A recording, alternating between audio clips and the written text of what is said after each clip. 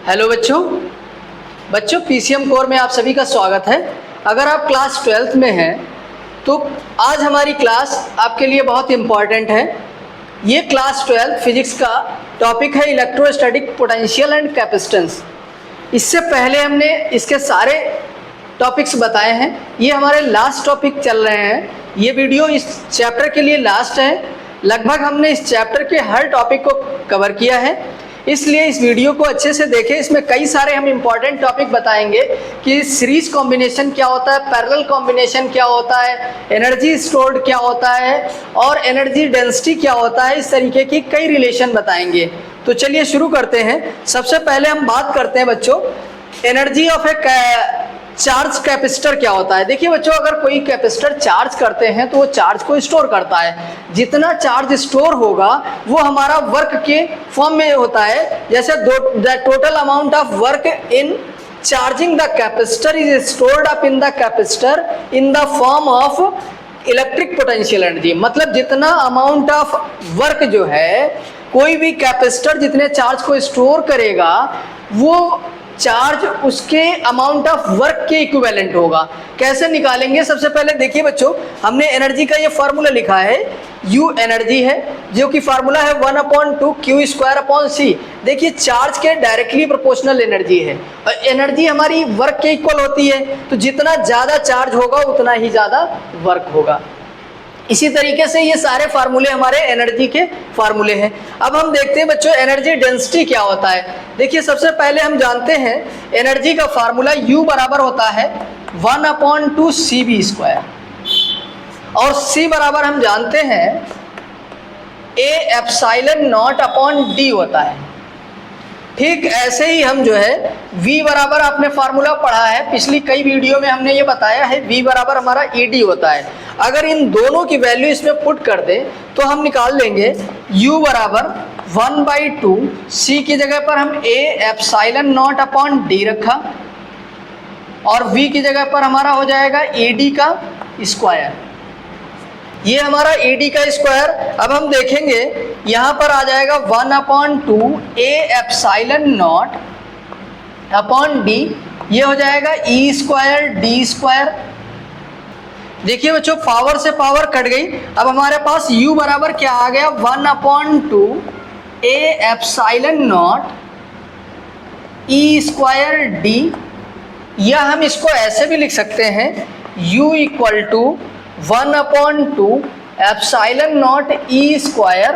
और A और D को हम साथ में ले रहे हैं क्योंकि A हमारा एरिया है, एरिया हमारा लेंथ इंटू ब्रेथ होता है, ऐसे ही डिस्टेंस है, तो ये हमारा वॉल्यूम बन जाएगा। अब अगर हम इसको डिवाइड में भेज दें तो U/AD ये हमारा आ जाएगा 1/2 ε0E²। तो ये बच्चों AD हमारा वॉल्यूम है, इसी को हम कहते हैं energy density per unit volume, इसको स्मॉल u से लिखते हैं। अब हम देखेंगे एनर्जी डेंसिटी U बराबर क्या फार्मूला हो जाएगा 1/2 ε0E²। ये हमारा एनर्जी डेंसिटी का फार्मूला हो जाएगा। देखिए बच्चों एनर्जी हमारा स्क्वायर में है, इसलिए U और E के बीच अगर हमें ग्राफ बनाना हुआ तो ये ग्राफ पैराबोलिक होगा। एग्जाम में भी पूछा जाता है इसके बीच ग्राफ कैसा होगा, तो पैराबोलिक शेप होगा। देखिए U हमने ये लिया, E ये लिया, तो इसके बीच जो शेप बन रहा है वो हमारा पैराबोला शेप बन रहा है। नेक्स्ट बच्चों हमारा है force between the plates of A charge parallel plate capacitor. देखिए ये दो हमने पैरेलल प्लेट लिया है, इनके बीच क्या फोर्स लग रहा होगा ये हमें निकालना है। देखिए बच्चों हमने एज्यूम किया कि इनका चार्ज क्या है Q है और इनके बीच की डिस्टेंस क्या है D है। तो वर्क डन का फार्मूला हमारा क्या होता है, W बराबर होता है फोर्स इंटू डिस्प्लेसमेंट, आपको मालूम है। इसको इक्वेशन हम 1 दे रहे हैं। फिर हम जानते हैं U बराबर हमारा होता है 1/2 QV फार्मूला। U मतलब एनर्जी है, Q चार्ज, V पोटेंशियल। अभी आपने देखा पिछले उसमें कि V बराबर हमारा फार्मूला क्या है, ED है। अब देखिए हम V की जगह पर हम क्या रख सकते हैं, ED, तो यहाँ पर रख देते हैं। तो U बराबर हमारा हो जाएगा 1/2 QED। ये इक्वेशन 2 हो गई। देखिए बच्चों, हम जानते हैं जो वर्क होता है वही हमारा एनर्जी के फॉर्म में होता है। इससे पिछली कई वीडियो में हमने इस बात को बताया है कि हमें कभी भी एनर्जी निकालना होता है तो वर्क हमारा एनर्जी के क्या है, इक्विवेलेंट है। हम दोनों इक्वेशन को क्या करेंगे, इक्वल रख लेंगे फ्रॉम इक्वेशन फर्स्ट, क्योंकि ये भी एनर्जी है ये भी एनर्जी हो जाएगा। तो ये हमारा आ जाएगा from equation first and second लिखेंगे।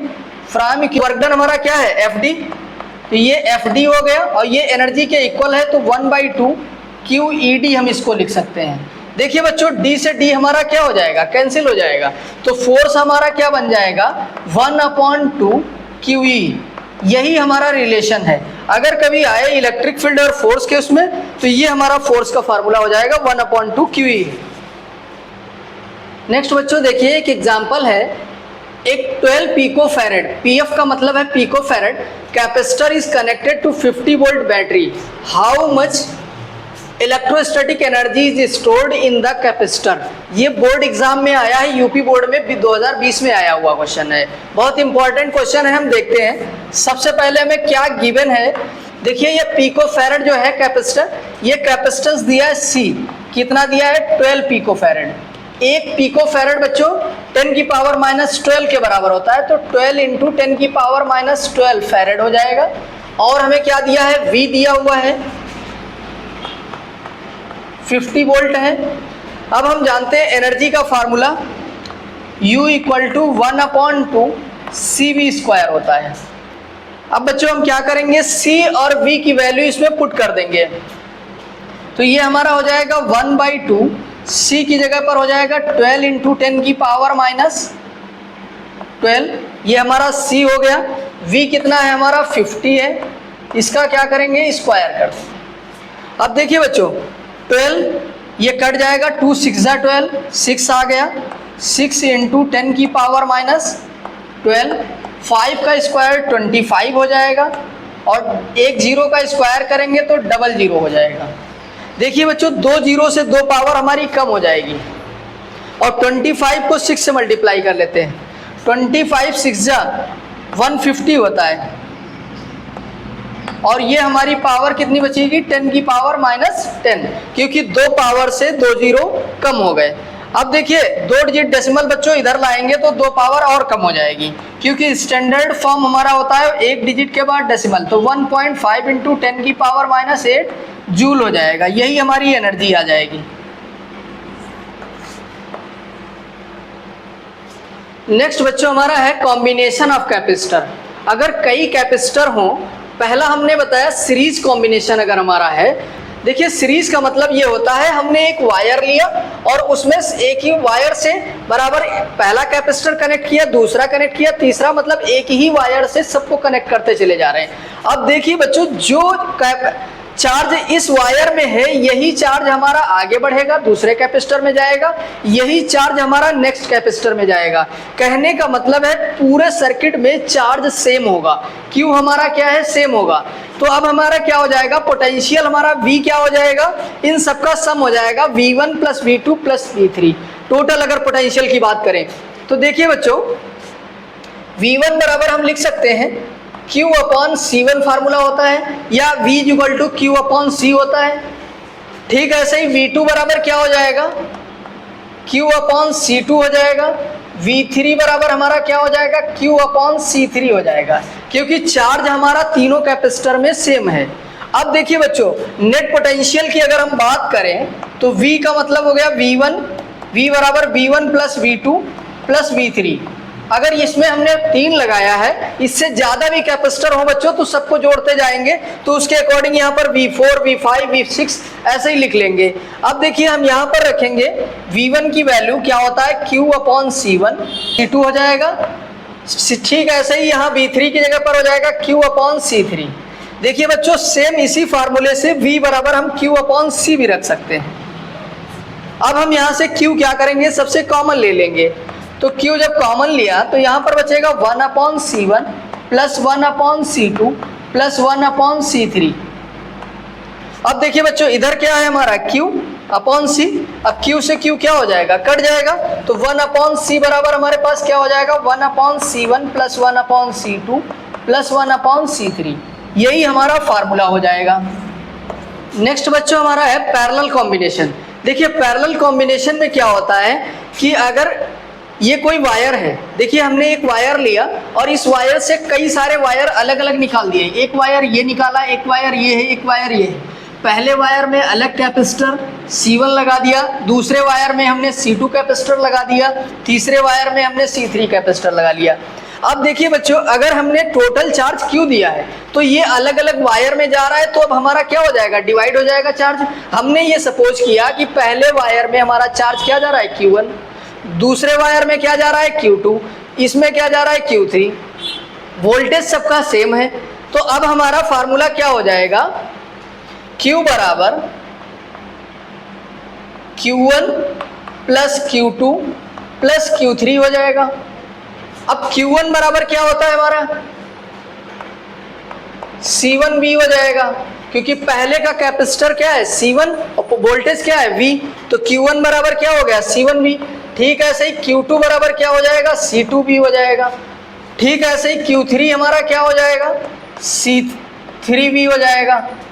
अब देखिए बच्चों, इसमें वैल्यू रख देंगे तो Q बराबर हमारा आ गया C1V plus C2V plus C3V। अब देखिए बच्चों, Q की जगह पर हम CV रख देते हैं और यहाँ से V कॉमन लेंगे तो यहाँ आ जाएगा C1 plus C2 plus C3। अब V से V क्या हो जाएगा, कट जाएगा, तो पैरेलल कॉम्बिनेशन में हमारा कैपेसिटर क्या हो जाएगा, C1 plus C2 plus C3 हो जाएगा। अब बच्चों यहाँ पर हमने 3 लगाए, अगर अब इससे ज़्यादा भी होते तो हम क्या करते, चाहे कैपेसिटर को ऐड करते चले जाते। मान लो वीडियो पसंद आई हो, वीडियो को लाइक करिएगा, चैनल को सब्सक्राइब कर दीजिएगा। अगली वीडियो हमारी जो आएगी वो PYP पे आएगी, बहुत ही मोस्ट इंपॉर्टेंट क्वेश्चन होंगे, इसलिए देखना ना भूलें। Thank you.